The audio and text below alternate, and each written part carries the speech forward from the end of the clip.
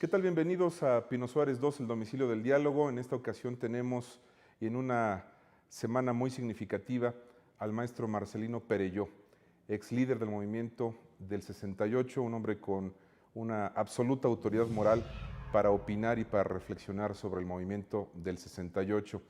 Maestro, le aprecio mucho que esté con nosotros aquí en la Suprema Corte de Justicia de la Nación. Al contrario, es para mí un placer y más que un placer, una emoción. Este es un lugar sagrado de la República y es el mejor marco para hablar de cosas serias. Maestro, yo quiero comenzar directo. 40 años del movimiento de 1968. Su reflexión a 40 años en términos generales. No es una pregunta sencilla la que me plantea usted. Si empieza así, no sé cómo va a terminar. Bien, seguro. Mire, es que el movimiento tuvo significación en varios planos. El movimiento del 68 fue fundamentalmente un movimiento antirrepresivo. Así lo delata los 6 puntos del pliego petitorio, que era la libertad de los presos políticos, la derogación del artículo 145. Estos 2 puntos tienen que ver directamente con la administración de la justicia en México.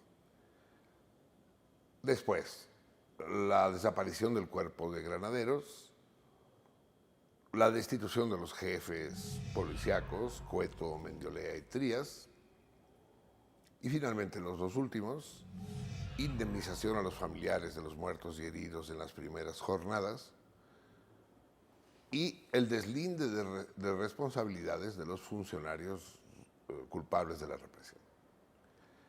Así pues, en ese plano es un movimiento antirrepresivo y en ese plano podemos decir que el movimiento triunfó.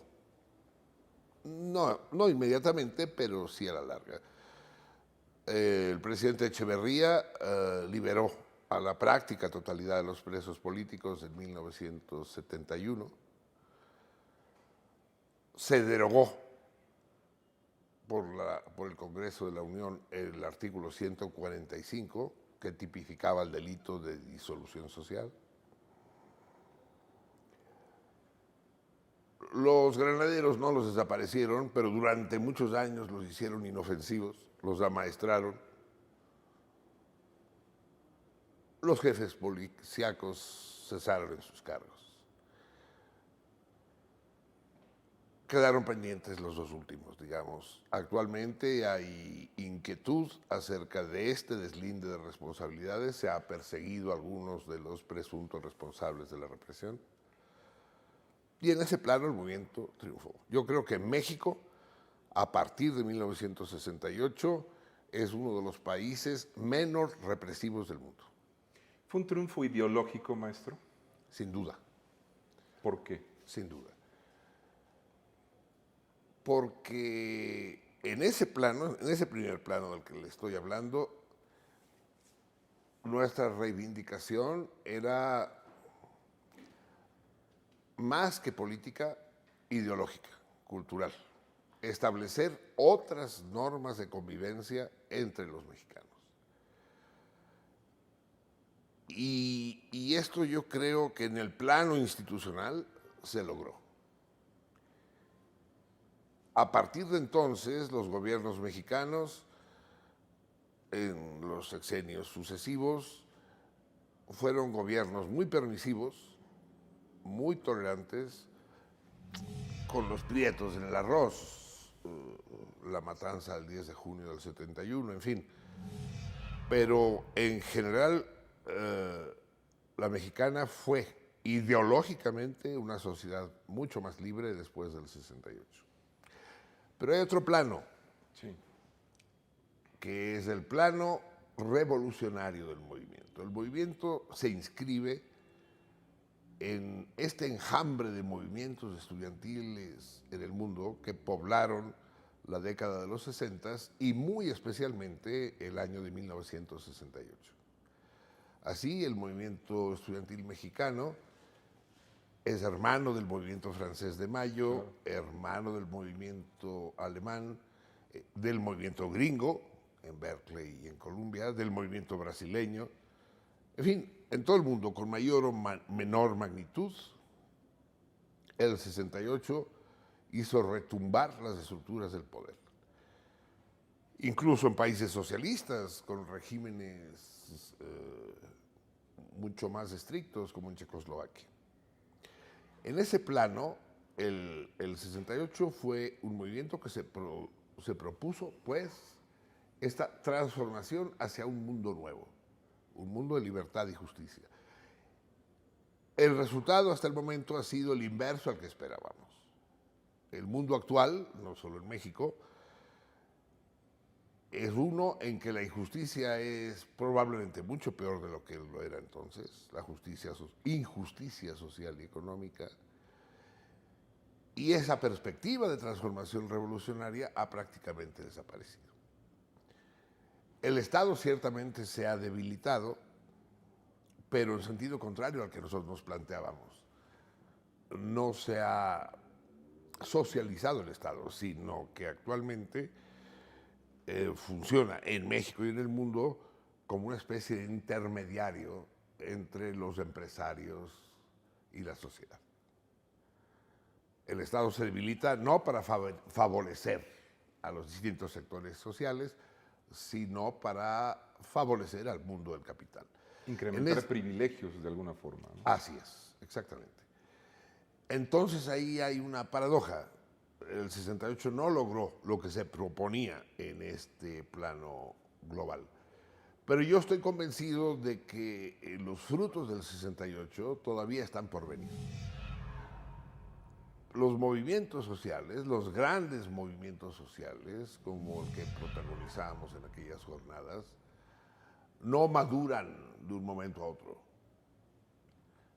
Yo estoy convencido que a pesar de la calma chicha que ahora reina y el desconcierto de una juventud extraviada y desheredada, las viejas banderas del 68 volverán a ondear, volverán a ser retomadas y asumidas por las nuevas generaciones. Me da usted muchas ideas para reflexionar.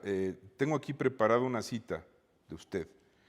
Dice, es un gran error reducirlo a una noche trágica, refiriéndose obviamente al movimiento del 68. Usted ha sido un férreo defensor de evitar esa concepción de la nota roja respecto al movimiento del 68. Exactamente. Y usted ha tenido la dignidad de no lucrar personalmente con su participación en ese movimiento. Usted ha sido un hombre que, siendo profundo conocedor de ese contexto que vivió el país y del desarrollo del movimiento, de sus ideales, de la lucha que emprendieron en ese momento ese grupo de jóvenes, no ha intentado lucrar y no lo hace. Se mantiene usted dando clases en la Facultad de Ciencias en la Universidad Nacional, después de que vivió un exilio importante tras la época del 68. Usted se ha mantenido como un ciudadano opinante y nunca ha pretendido victimizarse por su participación en esa etapa histórica del país, maestro. No, se equivoca usted. Yo sí me vendo. Lo que pasa es que no me compran. En efecto, desgraciadamente, como usted muy bien dice, ha habido quienes han construido un capital político e incluso económico cabalgando el 68. Son los que dan esta visión sombría, necrológica del 68, por la cual nos enfrentamos a la paradoja de que el movimiento se reduce a la masacre de Tlatelolco. Si usted le pregunta a un joven de 18 años hoy en día qué fue el 68, el 99% le van a contestar que fue una matanza. Como si el movimiento no hubiera existido, como si la palabra de aquellos muchachos, de los que cayeron y de los que sobrevivimos, hubiera quedado muda. Al poder le interesa esta visión trágica porque es desmovilizante. películas como Rojo Amanecer traen un clarísimo mensaje a la juventud actual de no le muevan, no hagan olas, ya ven lo que puede pasar. Es una película de terror. Y el discurso de Cementerio de varios de mis compañeros produce el mismo efecto. La cuestión no es castigar o no castigar a Echeverría en esta óptica un poco religiosa, cristiana, del pecado y la redención y la penitencia. No. La cuestión, tal como yo la planteo, es la de impedir que el discurso y el espíritu del 68 sean sepultados por la ignorancia de unos, la cobardía de otros y el oportunismo de terceros. Es bastante sencillo. Para algunos de mis compañeros, la cuestión se plantea así. Lo importante fue la matanza, porque esa matanza nos hace a todos nosotros mártires. Y si somos mártires, pues pasamos a héroes. Y ya de héroes pasamos a diputados, delegados, asambleístas. Es esta la capitalización ilegítima a la que usted se refiere. ¿Se pervirtió de alguna forma en el actuar de estos personajes que usted comenta? Sin duda, sin duda. A mí me gustaría escuchar más a menudo el discurso del 68, el espíritu del 68. Mire, déjeme decirle, Sí, maestro. para que lo entienda, la mejor manera de entender qué fue el 68, más que los rollos sabiondos y elaborados, es escuchar los gritos más populares de las manifestaciones. El más popular de todos era, sin duda, por el pueblo contra el gobierno, por el pueblo contra el gobierno. Contra el gobierno. No contra el PRI. A nosotros no nos interesaba la democracia y si había elecciones limpias o había fraude o si se legalizaban o no los partidos políticos. No era el problema. Era un enfrentamiento con el poder, como todos los movimientos del 68 en el mundo. El 68 fue un movimiento internacionalista.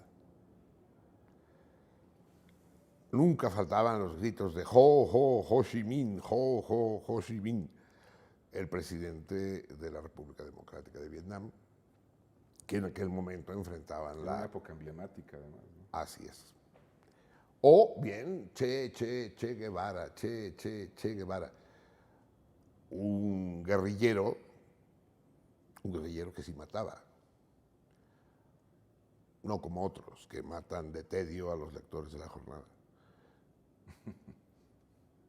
Esos eran los gritos principales. Pero hay uno que es el que le quiero contar.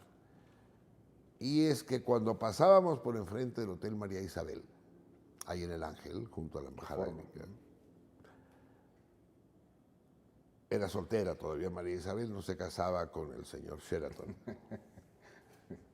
Cuando pasábamos por enfrente, los muchachos con el brazo extendido así decían, ese hotel será hospital, ese hotel será hospital. Y todavía la banda Cábula añadía, y las putas enfermeras, y las putas enfermeras. Esa era la vibración del 68. Era el pulso de los jóvenes que participaban en el Así movimiento. es. Evidentemente, en esta última consigna que le acabo de reproducir, hay una dosis de broma. Estultos no éramos, sabíamos que no era una reivindicación sensata convertir al María Isabel en hospital. Pero al mismo tiempo no encontrábamos una razón para dejar de proclamarla. Porque de eso se trataba. De construir un país y un mundo libres y justos. Eso mucha gente lo ha olvidado. Como usted me recuerda ahora exactamente. Para entender el 68 hay que entender el contexto de toda la década. No se puede reducir lo que pasó una noche en una plaza a lo que pasó en el mundo durante 10 años. Sin duda una reflexión que yo siempre he valorado proveniente de usted. Hacemos una pausa, maestro, y volvemos en unos minutos a Pino Suárez 2. No se vayan.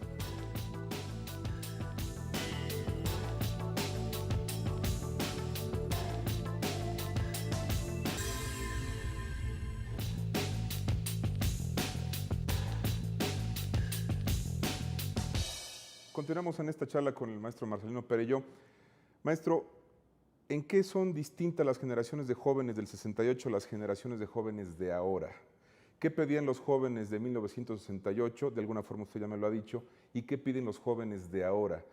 Vemos que el 2 de octubre de cada año se realizan diversas manifestaciones, marchas, conmemoraciones y en gran medida vemos un sector de la juventud que de verdad no conoce en esencia el movimiento del 68. Ya es una inercia es 2 de octubre, como no se olvida, salimos a la calle, pero no saben por qué salen a la calle.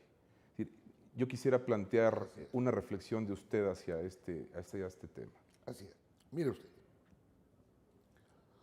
los actuales jóvenes gritan 2 de octubre no se olvida. Y tienen razón. No lo olvidan porque no se puede olvidar lo que se desconoce. Es como si yo le dijera a usted que yo no he olvidado nada de mi lengua alemana. Sí, pues no he olvidado nada, nunca la supe, no sé nada, no la puedo olvidar. Los jóvenes de hoy ignoran que fue el movimiento del 68. Y parecen ignorar que cuando el movimiento surge, no había 2 de octubre. O sea, los muchachos de entonces no gritábamos en las manifestaciones 2 de octubre no se olvida. Estaba por venir. Y a mí me gustaría mucho más que los jóvenes de hoy retomáramos las consignas de entonces. No calcadas, puesto que Ho Chi Minh o el Che Guevara son personajes del siglo pasado, pero equivalentes, digamos. La nuestra fue una generación ilustrada y comprometida. Había en México y en el mundo un auténtico mare magnum cultural. Piense usted solo en la nueva ola del cine francés o el bossa nova. Y había un movimiento cultural incluyente y con muchas derivantes, ¿no? Pero en todos los planos. Entonces nos las pasábamos en los cineclubes y comprando libros. Salía un libro de Cortázar y en la universidad eso causaba sensación y se platicaba. Salió La Vuelta al Día en 80 mundos. Ay, no mames, sí. ¿Y cuánto baila? Pues 80 pesos. ¿Sí? Hacíamos una vaquita para comprarlo y después o lo leíamos en grupo o nos lo íbamos rolando, ¿no? Eso ha desaparecido. La juventud se ha vuelto indiferente, el país se ha hecho indiferente. Sí, yo creo que se ha perdido una dosis de una dosis de optimismo, perdón. Fuimos una generación muy optimista, que veíamos al futuro como luminoso y posible. Y actualmente las preocupaciones de la actual juventud son mucho más mezquinas. Conseguir chamba, el compartido en Ixtapa, los más modestos, el DVD estéreo. Pero eso no es culpa de la actual juventud, es culpa nuestra, que no supimos, que no pudimos pasar la herencia. No supimos dar bien el testigo. Eso también es un fenómeno histórico, complejo y sorprendente. Permítame, por favor, usted tiene una hija. Así es. ¿Y qué opina su hija de todo lo que usted vivió en el 68? ¿Le interesa? ¿No le interesa? ¿En qué medida lo valora? ¿Cómo lo percibe? Le voy a decir que venga para que la entreviste. No, yo creo que ella está orgullosa de su padre, pero que no comparte mis inquietudes y preocupaciones. Ella lo que quiere es su compartido en Ixtapa y su DVD estéreo. Es su vida, es su generación, ¿no? Así es, ella piensa en ser feliz con su esposo, sus hijos, su profesión, es médica ella. Y obviamente que heredó de mí el amor por la libertad y la justicia, pero difícilmente se enrolará en una actividad militante a favor de eso. Y esto es una situación general en la juventud. Miren, en los 60s yo organizaba huelgas. El MOI organizaba cineclubes. Mi hermana Mercedes pegaba carteles. Y el Pino hacía mítines. 40 años después, yo organizo huelgas. El MOI hace cineclubes. Mi hermana Mercedes pega carteles y el Pino hace mítines. O sea, los que nos movemos somos los mismos. Uno diría, pues no ha cambiado nada, ¿no? El Pino sigue haciendo mítines. Pero sí ha cambiado, ¿no? O sea, porque quien debería hacer los mítines ahora, pues ya no es el Pino, sino los nuevos Pinos. La actual generación es una generación, se lo dije a su momento, desheredada, extraviada. No hay paradigmas a los que aferrarse. No hay ilusión. Y entonces se cuelgan de falsas expectativas, como el PRD, como Marcos y los zapatistas en Chiapas, que no dejan de ser llamaradas de petate, pero que ofrecen la posibilidad, solo la probabilidad, de una participación social comprometida en contra del sistema. Y yo creo que eso es finalmente frustrante para la actual generación. Maestro, nos quedan 2 minutos y los quiero aprovechar pidiéndole una reflexión final. ¿De qué le sirvió el 68 a México? Mire, yo creo que, como le decía al mero inicio, para cerrar el círculo, Así es. el 68 cuarteó de manera definitiva las estructuras del poder monolítico que existía entonces, y esto provocó una movilidad política y social que no puede no ser beneficiosa. Y quizá el inicio de una pluralidad esperanzadora. Así es, una pluralidad y una inquietud. El hecho de que estemos hablando, usted y yo, 40 años después de lo que sucedió entonces. En la Suprema Corte de Justicia. Nada menos que en la Suprema Corte de Justicia. Quiere decir que México sigue viviendo el impulso de aquella gesta y que ha creado una inquietud que todavía está por resolverse. Y las generaciones más jóvenes, como la de usted, tienen el deseo, la ambición de lanzarse a la búsqueda de los restos del naufragio de aquel 68, de manera de darle sentido en el futuro de la vida. México es un país mucho mejor desde entonces.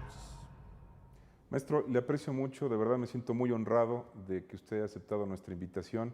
Esta es su casa y la Corte siempre tendrá las puertas abiertas para las reflexiones lúcidas de Marcelino Perelló. ¿Aquí juzgan a la gente también? No directamente, sino se juzga en términos de constitucionalidad, de respeto a la Constitución. Espero que vuelva a venir yo, pero no al banquillo. Nunca estará en el banquillo en esta institución. Les agradezco y le agradezco a usted muy especialmente esta invitación. Ya le dije, es una gran satisfacción para mí estar aquí. Gracias a usted. También gracias a usted por el favor de su atención a Pino Suárez 2, el domicilio del diálogo. Soy Enrique Rodríguez. Muy buenas noches.